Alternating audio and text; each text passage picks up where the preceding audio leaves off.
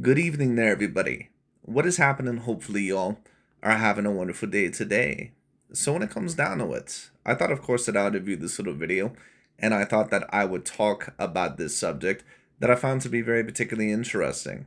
And I'm going to review this little video by that of an AKHi TV because reviewing AKHi TV oftentimes can be very revelatory about overall many of the fans, state of boxing. And of course, overall, a lot of the times I end up reviewing his videos because of certain double standards or certain things that he may say that in my view somewhat need to be fact checked or, somewhat need to be put into a better context. But the reason why I wanted to talk about this video is because I don't completely disagree with AKHi TV in this video. Actually, I think that he says a certain amount of things here that in my view would be somewhat correct, or at least that I would agree with. But of course, what the main conversation is going to be about that of Gervonta Davis versus Lamont Roach Jr. And of course, that fight ended up being a majority draw. I believe that one judge seen it 7-5 for Gervonta Davis, and the other two judges, of course, I believe, seen it a draw.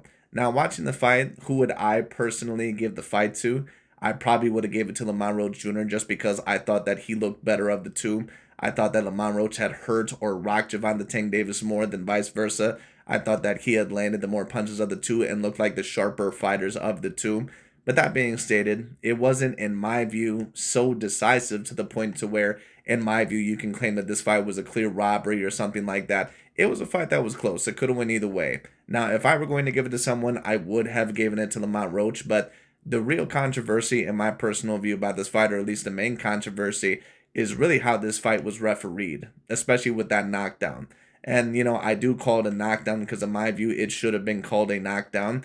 Because the thing is, and now people are talking about, before we really get into this, the question is that should this fight potentially be overturned? Because Lamont Roach Jr. and apparently his team, they have put in a dispute about possibly overturning this fight, and the NYASC, or whatever they're called, the New York Athletic State Commission, they're going to be reviewing it to see if possibly the decision can be overturned. Now, if you're asking me personally, do I believe that the fight decision will be overturned? No, I do not. Because at the end of the day, boxing, people call it the Wild Wild West for a reason. Boxing is pretty much a sport that, although it does have a certain amount of rules, it ends up bending those rules to a great amount of degrees. It just is what it is. Like, there are certain fighters that have been caught on PEDs or certain things that have been bad substances, and the fights have still went on, even though they did not really show, that compelling of a case. There's been a lot of robberies, in the sport of boxing, mandatories, that are there for 3 or 4 years, and the fight still does not end up happening. The fight game is completely different compared to that of many sports, and it still is the most corrupt and still is the most crooked sport out of any of them. Now, that being stated, that brings us to another question. Should this fight be overturned? Because, of course, a lot of people, they end up getting in their emotions or in their feelings about a particular fight, and they believe that the quote-unquote fight should be overturned overall with a certain, fight just because they did not agree with the decision. But a lot of the reasons why that mainly can be is because they did not like that particular fighter and they just wanted to see him lose. And I'm oftentimes not in agreement with certain fights being overturned, especially when it comes to that of decisions. And I don't think that we should have fights to where we overturn decisions, at least overall with the majority of them, because then that can create a whole lot of problems in itself for the future of the sport of boxing. Because then we can have decisions that may be able to go back and forth, even though that fighter may have deserved it on that given night. But then, the commission ends up giving it to the guy that is the A side when they end up reviewing it. So that is going to cause a whole lot of problems in itself. But anyways, point being is that if you're asking me personally, do I believe that this fight should be overturned as a win for a Lamont Roach Jr.? Personally, yes, I do. And a certain amount of people, they may disagree with that. But at the end of the day, what I'll personally state is this. In my personal view, if there was not the knockdown, in my personal view within this fight, that clearly should have been called but was called off pretty much because of the Gervonta Davis, when he basically stated that something was in my eye. Listen, had it been at the beginning of the round or maybe at the very end of the round, or if he asked for more time at the beginning of the round, I don't think that there would have been anywhere near as much controversy. But the fact that it was in the middle of battle and you willingly took a knee, which is, if you're a boxer, a professional boxer, especially on the level of a Gervonta Davis, it's a well-known fact that if you willingly take a knee, it pretty much immediately has to be a knockdown. So although I don't usually agree with certain fights being overturned, I would agree with this fight being overturned for a win for Lamont Roach Jr. And not because I don't believe that Gervonta Tank Davis, of course, is not a great fighter or potentially one of the top 10 pound for pound fighters in the world. But at the end of the day, you willingly take a knee. We have to follow according to the rules. And what the rules usually state is that overall, when you willingly take a knee, that it has to be considered a knockdown. It just is what it is. Now, there are other certain rules that I've seen to where it's a little bit more up for debate or subjective, quote unquote. Like you may have certain referees that will state that this is a low blow or that this is not a low blow. That's something that's a little bit more subjective, like with the Usyk situation or the Sergey Kovalev situation with Andre SOG Ward. Now, my personal view, they were both low blows, especially what Andre Ward did to Kovalev, but it is what it is. But I mean, what I will state is this: boxing, in my view, they should really start adding instant replays for low blows or possible, blown knockdowns or knockdowns that may have been slips that were counted as knockdowns. In my personal view, boxing really should add certain things like this. And in my view, it would add, overall a little bit more clarity to the sport.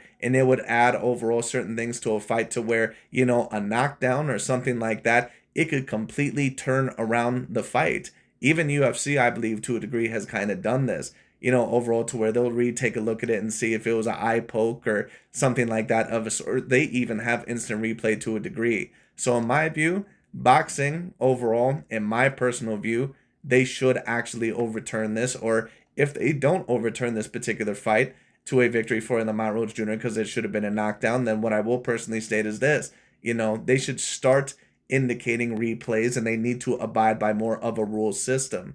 But it's going to be very hard because boxing, once again, it's a sport that really has no particular rules, at least overall, not as particular as what the NFL or NBA does or some of the sports leagues like that.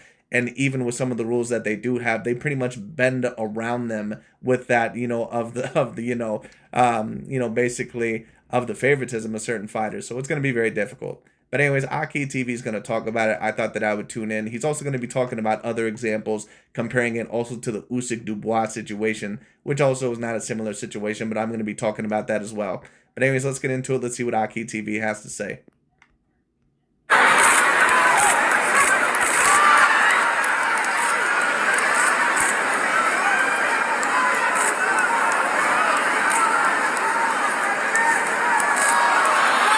You see, right there in the middle of combat, certain punches are thrown and you end up taking a knee. That's a knockdown. Now, once again, had this been at the very beginning of the round, that's something that's a little bit more understandable. Or if it's at the very end of the round where clearly no punches hit, that's fine. But you're in the middle of combat. And yes, it didn't look like anything severe had hit Gervonta Tank Davis. So I understand the referee's confusion to a certain degree. But at the end of the day, he was starting to count it as a knockdown, and then he called it off. Dude, at the end of the day, you're supposed to be the referee and implement the rules. You are supposed to count that as a knockdown. But it's not even just that for me about Steve Willis. There was multiple low blows in my personal view that Gervonta was kind of throwing that he finally addressed in the latter rounds. And then for those of you that also remember, Gervonta Tank Davis, he literally shouldered Lamont Roach Jr. straight in the face with a shoulder, like an MMA type of move where he shouldered him directly in the face, and it wasn't even addressed. So it was very obvious that Steve Willis, he knew the program, that Gervonta Tank Davis said he was the A side, and that if any fighter was going to get any particular favoritism of this fight, that it was going to be Gervonta Tank Davis, because he is the golden goose, he is the cash cow. It just is what it is. But that being stated, this absolutely should have been considered a knockdown. Punches were thrown, and then a couple seconds later, you take a knee. That is a knockdown.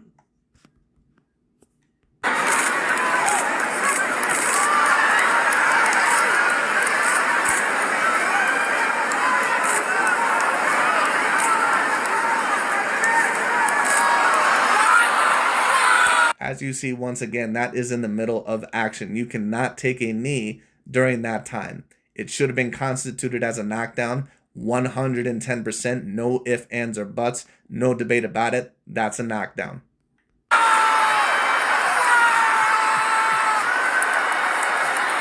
Because even if a punch does not particularly land, you don't know. It's very possible that maybe he landed a punch before in the prior rounds that maybe scratched his corneal or, corneal eye, gave him a corneal abrasion, and then maybe the punches may have set something off, or maybe he was tired, maybe he had anxiety, and he took a knee for that time, in order to possibly get some time out. That's why whenever a fighter willingly takes a knee like that, you 1000% of the time has to count it as a knockdown. Like I said, I've never seen this in any fight before. Are we going to get as much talk from AKHi TV or Dante's Boxing Nation about how corrupt the PBC or Gervonta Tank Davis is? Just like we heard from Fury or Usyk. No, we're not going to hear any of that because we all know that they're pro-black channels. But what I'll state is this, or pro-racial channels. But what I'll state is this, is that at least they're talking about it to a certain degree.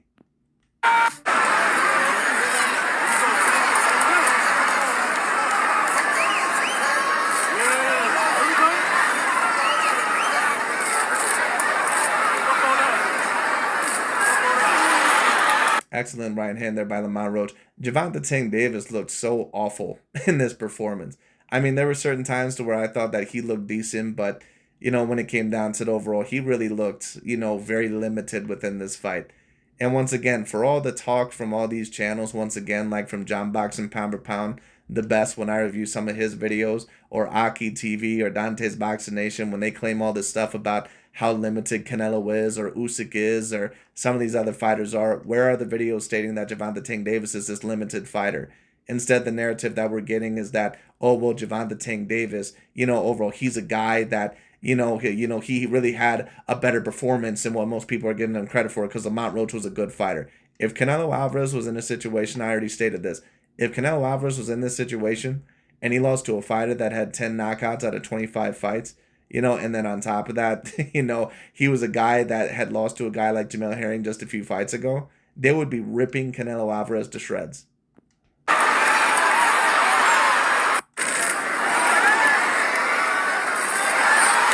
Excellent right hand there by Lamont Roach.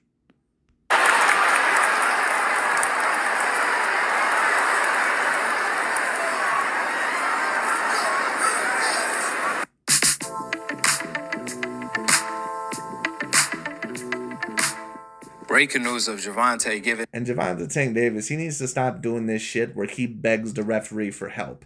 Like, it's no offense, but this is not the first time that I've seen something like this. He also did that against Ryan Garcia. When Ryan Garcia was throwing in the clinch in the exchange, he was clearly looking at the referee in order to save his ass. And he obviously has a little bit of favoritism because he's the golden goose, he's the cash cow. So at the end of the day, once again, are we going to hear anything from AKHi TV or Dante or some of these channels about the quote-unquote corruption? Because if this was a Fury or a Usyk or a Canelo Alvarez, all we'd be hearing about is, see, these guys have the complexion for the protection. That's all we'd be hearing about. But you notice that we're not hearing anything about the quote-unquote corruption, at least from a lot of these guys, claiming overall, see, Gervonta Tank Davis is so favored and he has so many privileges. Overall, we're not hearing any of that from these guys. So it's just very interesting. His reaction to the New York State Athletic Commission reviewing to overturn his draw into a loss by correcting the ruling of him taking a knee. And listen, I mean, if they ended up overturning it, great. But the thing is that, do I believe that they're going to do that? No, personally, I don't. Gervonta Tank Davis is worth way too much money. He's a guy to where if you end up giving him a loss, he ends up losing a lot, of that mainstream, or he ends up not having the same reputation. Now, of course, the fights would still do good, but he's not going to have the same demeanor around him. If he suffers a loss, that is going to take a lot of the mainstream, ability, or I'm not going to say a lot, but like, it's going to, unattract certain people, or it's going to be unattractive to certain people because they want some of their fighters to be undefeated. And if he suffers a first loss, especially to Lamont Roach Jr., that's not going to be a great look. Changing that to a knockdown, which by doing so automatically changes the draw into a loss. Now, when Lamont Roach tweeted, word around the block, y'all favorite fighter finna be 30-1, not 30-0-1. 2 times 2 division champ. Gervonta responded by saying, this guy is faking, laughing emojis. So Gervonta didn't believe what Lamont Roach was saying. He thought he was bugging. He thought he was faking it. A few moments later, though, I guess Gervonta saw the reports of the New York State Athletic Commission reviewing Gervonta taking a knee. Because he tweeted, quote, but this what happened. I can only blame myself, but say no more. I guess this is why Gervonta had a change of heart on the rematch with Lamont Roach, because originally he was saying he doesn't want the rematch this year, even though he wants to fight 3 times this year. Then all of a sudden, Gervonta said he wants the rematch next by the end of May. Perhaps he heard the word that the New York State Athletic Commission is looking to overturn the draw into a loss because of Gervonta taking a knee during the fight. Interestingly enough, I'm just going to personally state this about Gervonta Tank Davis very quickly. And I know that a certain amount of people that, they're going to disagree with what I stated, but to be quite honest with you, some of Gervonta Tank Davis's skill set was a little bit exposed here. Because to be quite honest with you, it's not like I've seen a completely different version of Gervonta Tank Davis. I've seen Gervonta Tank Davis in certain fights to where he was down, a few rounds, or where he, maybe not a few rounds, but I thought that he was either slightly down in the fight or the fight was very competitive, like that of a Hector Garcia or that of a Frank Martin or that of a Rolando Romero, and then he pretty much got the knockout in order to win that fight. But you don't hear anything from Dante or AKHi TV saying that, oh, well, if it wasn't for his power, then he wouldn't be winning these fights. But that's all we hear with Canelo Alvarez. But, I mean, the thing is about Gervonta Tank Davis, even though certain people say, well, I don't think that he was really exposed here. I just think that he was in a very tough fight. Well, what I'm going to personally say is this. Some of the things that I've seen from Gervonta Tank Davis here, they weren't really that different to what I had seen in the past. I just think overall that he had a problem with a guy that actually was willing to exchange with him, and a guy that was not afraid of him, and a guy that also was of his similar physical dimensions. Sometimes it's actually harder to fight a guy that is your own same height and reach, especially when you're not used to that, because if you fight a taller guy, you kind of know how to fight them, and if you can get them to overextend, once you're in the inside range, it can be a little bit easier.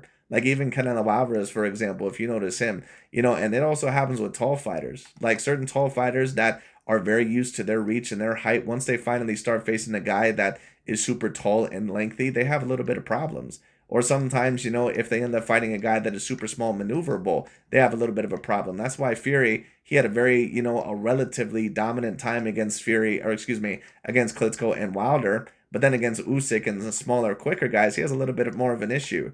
Because, he's so large that if he ends up overextending against those guys, they could potentially get in and do some damage. And on top of that, he has to try to compete with their speed because of how large he is. And if he moves around too much, he can tire out. And that's what Usyk was able to do against Fury. That's why he was able to win. But people like Wilder, for example, against Gerald Washington or Luis Ortiz or Fury or Zhang, he had a trouble time really winning against those guys. Didn't win against some of them because they were of his own same physical dimensions. He relied way too much on height and reach. And you could tell with a lot of his deficiencies as a fighter that he did. When you take a look, at Canelo, for example, Canelo's a guy that pretty much can fight against, almost any type of style out there. Now, of course, if you have quicker feet, you're going to get more problems.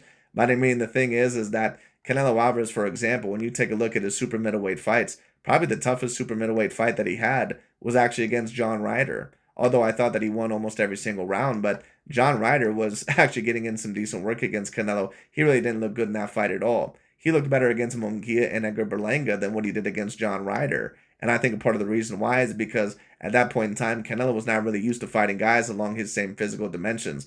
Canelo's a guy that's 5'7" with a 71-inch arm reach or a 70-inch arm reach, and he was used to fighting guys that are about 5'11" or over, and guys that, have a reach advantage over him. So when he finally fought a guy his own same physical dimensions, sometimes it's a little bit harder to fight a guy that's of your own same physical dimensions, because they can be a little bit harder to hit than some of the bigger guys. The hair lady that did Gervonta hair claims she didn't put grease on Gervonta hair. And listen, even if she did put grease in Gervonta Tank Davis's hair, to me it doesn't matter. I don't really care what the reason is why you ended up taking the knee. At the end of the day, you don't take a knee in the middle of combat. And if you feel that the grease or if you feel that the hair grease is a problem, and I believe Gervonta Tank Davis, I believe that more than likely that's what it was, but how do we know for sure? How do we know that it was not a scratch corneal abrasion? How do we know that, overall that he wasn't tired? How do we know that he wasn't having anxiety and it wasn't something a little bit more natural that caused him to take the knee? How do we know that? I'll take Gervonta for his word for it, but, overall, how do we know for sure? So the point is that even if you do have grease in your hair, guess what? You make sure that you have the most amount of grease out of your hair at the beginning of the round. And if you end up taking a knee willingly in the middle of combat, then guess what? it still constitutes as a knockdown. I don't care how greasy your hair is. A lot of people believe Because if people keep doing this, and they could use that excuse overall at any given moment in time and say, oh, well, something was in my hair, or something's in my eye, or, my glove, something's not right with my glove, right? But you can't take a knee in the middle of the fight. it was a punch And that's why, in my personal view, this fight should be overturned. that poked Gervonta's eye. They think it was the jab or either the right hand. As you can see, Lamont Roach was touching up Gervonta with a couple punches, and then Gervonta tried to get him back. He went to the high guard and threw a straight left hand, but it was Gervonta who got caught with the jab coming in. And then Lamont Roach followed up with a straight right hand. Gervonta tried to move his head with the right hand. It was at this moment where Gervonta could have had poked his eye with Lamont Roach right hand. A lot of people think it's the jab. I think it's the right hand. And by the way, you can't take a timeout during that time anyway. Because, I mean, come on. Like, you're in the middle of a fight. Because you could be using that excuse overall to recover your stamina. Like, come on. Like, that's just bogus. That's why I say, like, Steve Willis, he should have counted that as a knockdown. That was completely ridiculous. Anyways, that's when Lamont Roach threw a jab afterwards, and Gervonta started blinking his eye and automatically took a knee, which that's supposed to count as a knockdown. Agreed. Because he can't take time out during the fight, for whatever the reason is. Now we know, Tank ain't gonna like that. But the rules are the rules. No difference than when Cotto fought Mariaga. Remember, Mariaga got hit with a crazy hook, and then... Well, first of all, it's not Mariaga. AKHi TV, once again, for being a quote-unquote boxing expert, I've never heard a guy, him and Dante's Boxing Nation, that gets so many boxing names wrong. Anyone who knows boxing knows that that's not Mariaga. Miguel Mariaga was a guy, I believe, or whatever the hell his name was a fighter that fought the likes of Lomachenko and Nicholas Walters. That's who Mariaga is. This is Ricardo Mayorga. Ricardo Mayorga was a Nicaraguan champion, I believe, in the 2000s, I believe, at one point in time at 147 when he won the title over Vernon Forrest in one of the biggest upsets of all time. And then, of course, he won the rematch. And then, of course, he won the belt at 154. Lost it, I believe, when he got his ass kicked against Oscar De La Hoya. But, of course, yes, this was against Miguel Cotto, where Miguel Cotto pretty much whooped his ass from pillar to post throughout that whole entire fight. He ended up hitting him with a good left hook. And then Mayorga, of course, tried to claim that it was his left hand. Bullshit. Any of us that could see it was very obvious that left hook, which, of course, is one of the greatest left hooks of all time, with Miguel Cotto's left hook, he ended up hurting him very badly. He went on his knee, acting as if he hurt his hand. It was so funny. And that was always what Ricardo Mayorga did. Ricardo Mayorga would always talk a whole lot of fucking shit, and then he would get his ass kicked, and then he would usually end up quitting in the fight. Like, he talked all this shit against Felix, Trinidad and Mayorga, and he ended up quitting against both of them, I believe. Because Mariaga was pretending as if he hurt his hand during the exchange, and that's why he took the knee. But we all saw how Cotto spent his head with the hook he landed. So, by the way, Ricardo Mayorga stated overall that Miguel Cotto was the hardest puncher that he had ever fought. Now, is he telling the truth? Who knows? Because, of course, Oscar De La Hoya and, Felix Tito Trinidad and Shane Mosley, I'm sure that they would have something to say about that. But I believe him. And the reason why I believe him is because pretty much anyone who had fought Miguel Cotto would say that he punched astronomically hard, especially at the 140, 147 pound weight class. Cotto was a phenomenal puncher. And not only was he a phenomenal puncher, he really was a phenomenal boxer. Once again, Cotto, in my view, is one of the more underrated boxers in history. In my view, he's kind of right there with Sugar Shane Mosley. Actually, he's probably over Sugar Shane Mosley. He's right there with Mosley, De La Hoya, Juan Manuel Marquez. And even if you want to put someone like a Tommy Hearns in there, all those guys, in my view, are on a very similar level. Now, certain guys may say, well, why would you put Tommy Hearns there? Because Tommy Hearns, no offense against him, but he never really won any of his big fights if you could compete with him physically. He would beat the guys like Wilfredo Benitez. He would beat the guys like Roberto Duran, guys that he was clearly more sizable against, or guys that, overall were not as elite at those particular weight classes as what they were at the lower ones. And Wilfredo Benitez, I mean, he was a great boxer, but he was not a guy that was known for really beating the elite of the elite. Those are more guys like Sugar Ray Leonard and Marvin Hagler and Duran. And no offense against Tommy Hearns, I really don't count that win that he has over Roberto Duran, because, like, come on, are you serious? Duran's like, what, 5'7", a guy that, overall started out at 135 in his career, and on top of that, you're a guy that's what, 6'1", 6'2", somewhere around there with a 78-inch arm reach. Like, give me a fucking break. The guys that you're supposed to beat are guys like Iran Barkley and guys like Sugar Ray Leonard and guys like Marvin Hagler, and he could never beat any of them. So that's why Tommy Hearns, in my view, even though he is a great fighter, even an all-time great fighter, if you want to constitute that, Tommy Hearns, in my view, has been a bit overrated. And I know that a lot of people overall, they're going to not like that, but it is what it is. What if Murriaga called timeout because he hurt his hand, even though he didn't? You can't do that. No difference than when even Floyd hurt his own hand against Hernandez. The referee called it a knockdown because he took a knee. Agreed. And in all honesty, the referee, had he not called it a knockdown against Floyd Mayweather Jr., that would have even been a little bit more understandable, because it was clear that Floyd was not hit with anything during that exchange. But even then, the referee called it a knockdown. Floyd landed 2 punches. He landed with the right hand, a good left and then a good right hand. It was clear that instantly he hurt his right hand and he had to take a knee. And instantly the referee abided by the rules and had to start a count. But for whatever reason, with Gervonta Tank Davis, it was not counted. But once again, isn't it interesting, even though AKHi TV and Dante are talking about this, wasn't it interesting with Tyson Fury that, oh, this is the biggest controversy of all time, even though there was never any fucking evidence whatsoever that there was any controversy with the Wilder fight? But with this fight, they don't state any of that. They don't state that this is the biggest controversy of all time. So once again, like I always tell people, and I'm at least overall, I'll give them credit, at least they're talking on it. But you notice at AKHi TV that he's never, ever going to talk about it the way that about Gervonta Tank Davis or his favorite black fighters, the same way that he talks about a Usyk or Inoue or Canelo. Never. No difference than when Because if this was Canelo Alvarez, they'd have a field day. Hector Garcia got blinded by Gervonta Power. If he would have took a knee, that would have been called a knockdown. And obviously no difference than when Ryan had a delayed reaction to Gervonta body shot. Well, listen, what I'll state is this. Gervonta Tank Davis hit Ryan Garcia with a legitimate body shot. I don't know if Gervonta was really hit with anything super legit when he was knocked down. But the point is that it doesn't matter. You're in the middle of combat and you just take a knee randomly, and it was short after an exchange. So how do we know that something was not hurt? So at the end of the day, it should have been constituted as a knockdown, no question. People think it's hard to get to places like this or this. But you can have all of this if you earn enough. And when Ryan had a delayed reaction to Gervonta body shot. No one saw that body shot coming. I mean, the way Gervonta set up Ryan with that body shot, it was so beautiful and so sneaky. So let's say, due to how sneaky the body shot was, the referee completely missed it.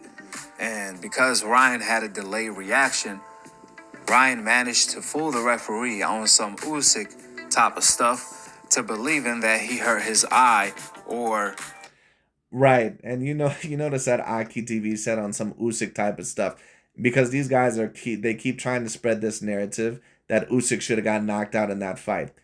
The reason why that's not a comparable situation is because, first of all, the shot definitely could have constituted as low. There's a multitude of referees that'll tell you that anything, halfway on the belt line or up is good. Anything halfway on, below the belt line or below that is low. So a referee can call that shot a low blow. Yes, they can. At the end of the day, in my view, that's a low blow.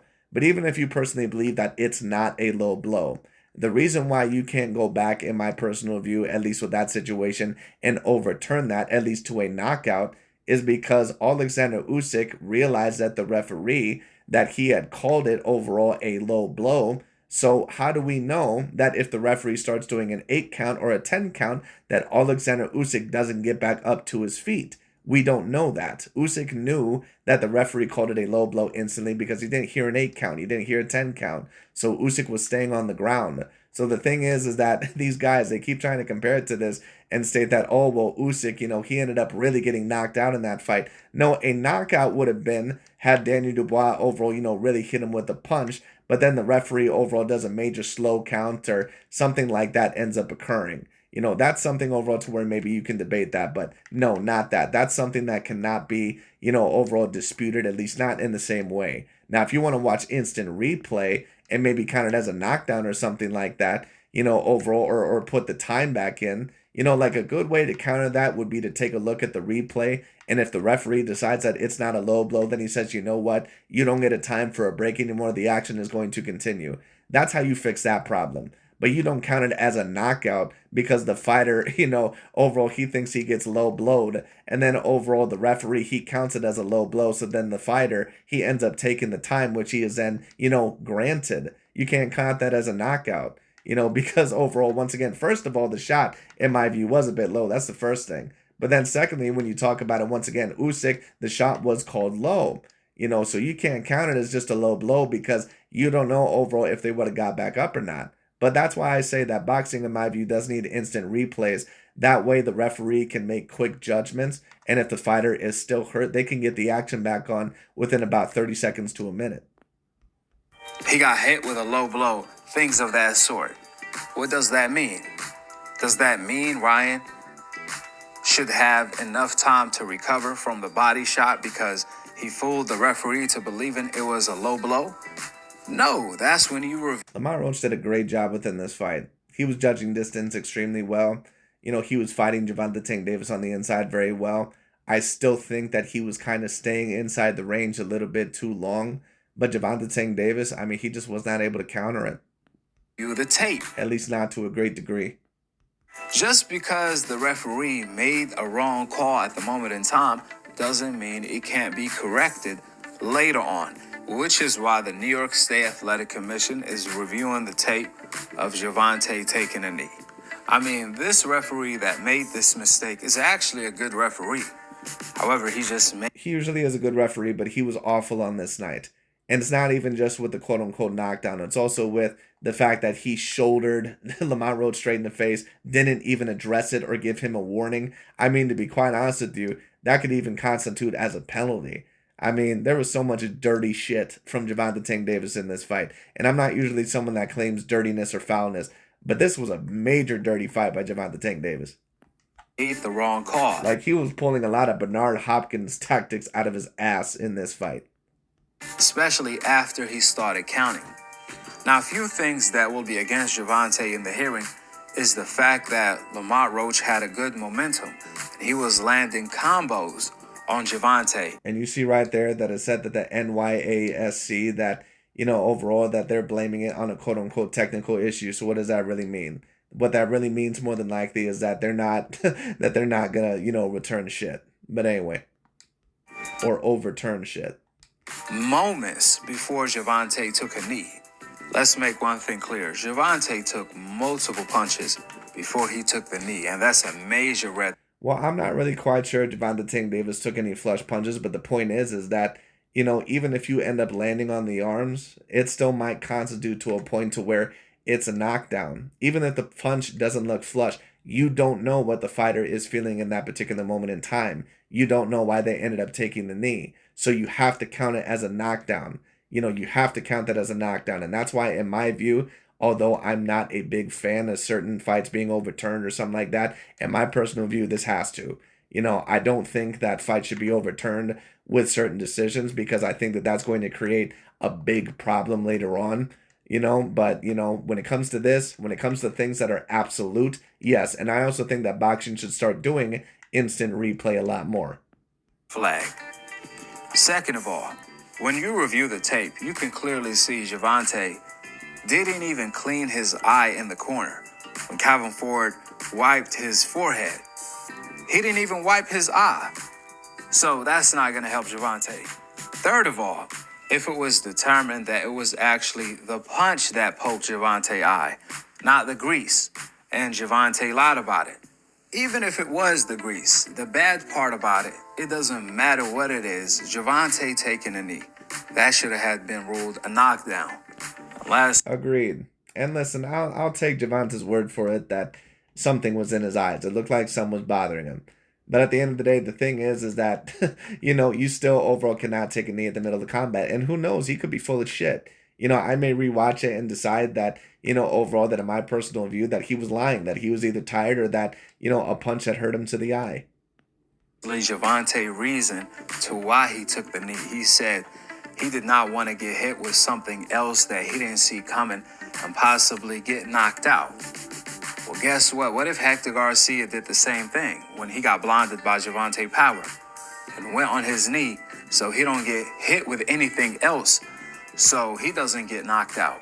Right. But you know that they would have never done that with Hector Garcia, AKHi. So what this means is that this is one of the biggest controversies of all time, right? And this is an example of how favored Gervonta Tank Davis is in boxing, also with the shoulder and the face. But you're not going to hear this from AKHi TV. Once again, the reason why I also wanted to review this is because the way that he talks about this controversy, and I mean, hell, at least he's addressing it, but the way that he talked about the Fury quote-unquote controversy, when there was really no evidence whatsoever, it was completely night and day. Like they were trying to say Tyson Fury was like this mobster or some shit. This guy overall that was putting egg weights in his gloves and poisoning Wilder, all this stupid bullshit. But then when it comes to Gervonta Tank Davis, I mean, don't get it twisted. At least they're addressing it. But, once again, it just goes to show you how they look at certain fighters differently and how they put them under certain standards. That will be ruled a knockdown. Only one thing for sure and two things for certain. Gervonta is going to be crashing out if the New York State Athletic Commission rule that was a knockdown and he ends up with a loss instead of a draw. But hopefully he ends up crashing out on Lamont Roach in the ring in the rematch. That's what we need to see. The rematch is going to be very particularly interesting. I'm going to favor Gervonta Tank Davis in the rematch because I believe that Gervonta is a relatively great fighter, and I think that he's going to perform better in the rematch. But that being stated, if Lamont Roach Jr. decides to turn it up a volume, Lamont Roach may win the fight, again, in my personal view, because I mean, to be fair, I'm not going to claim that it was 100% a win because the fight, in my view, could have went either way if you don't count the knockdown. But, the thing is that it was a close fight. So I'm not going to call it a robbery. I think a draw is fine. I probably would have gave it to Roach just ever so slightly. But, I mean, if you've seen a couple rounds going the other way, I can't really argue with you. But the thing is that I do believe that this fight should be overturned. I even hear a lot of people. And I am not someone that usually says that whatsoever. But this is a completely different situation than what we've ever seen before. Say Gervonta got exposed against Lamont Roach, but I don't think that's the case. I think Lamont Roach just showed out, and Gervonta, on the other hand, fought a beautiful fight. Simply, Lamont Roach fought a better fight. And I don't think Gervonta Tank Davis fought a beautiful fight whatsoever. Once again, whenever Canelo Alvarez has an iffy performance or a Usyk or someone like that, it's always quote-unquote they're being exposed or it's this or that. That's why I also like to review some of these videos because it goes to show you once again the double standards that they always complain about. They just put those double standards and those higher expectations on other fighters. So, it is what it is. Because if this was Canelo Alvarez, they would be saying how limited and one-dimensional he is and he doesn't have a multitude of game plans. They'd be saying the same thing with Usyk or Inoue. But when it comes to Gervonta Tank Davis, it's like, oh, well, he fought, a beautiful fight. It was just against a tough opponent. Once again, if this was Canelo or Usyk fighting a fighter that had to move up a weight class, a guy that had just won a belt, a guy that had lost to Jamel Herring, a guy that has never been looked at as an A-grade level fighter, a guy that he lost to about 5 fights ago, and you end up losing to this guy or having a draw against this guy and, pretty much get knocked down, oh, they'd have a field day. We never hear the end of it. So once again, it goes to show you once again, the standards, they also differ with a lot of their expectations. But anyways. He had a better game plan. He really studied Gervonta. And I'm starting to think Gervonta underestimated Lamont Roach. He was thinking. I don't know if he did underestimate Lamont Roach. I'm starting to think that Gervonta Tank Davis, that his skill set is just not as elite as what a lot of people overall were trying to think. Because there's no offense, but this is not the first time that I've seen Gervonta Tank Davis have a problem in a fight. It's not like this is a one-time situation. He had a big problem with Rory Romero. He had a little bit of a problem with Hector Garcia. He had kind of a problem with Frank Martin, and some of those other guys. I'm starting to think that Gervonta Tank Davis, that he's just not as elitely skilled as, overall what I once upon a time thought that he could be. He looks very good in most of his fights, but, there are certain fights to where, in all honesty, he leaves a little bit left to be desired. He's not this dominant fighter that shuts out his opponents. Now, there's not always something wrong with that. I've seen great fighters to where that happens, but, I mean, it is going to affect your pound-for-pound ranking. This is the same Lamont that I beat in the amateurs. You can't look at it this way.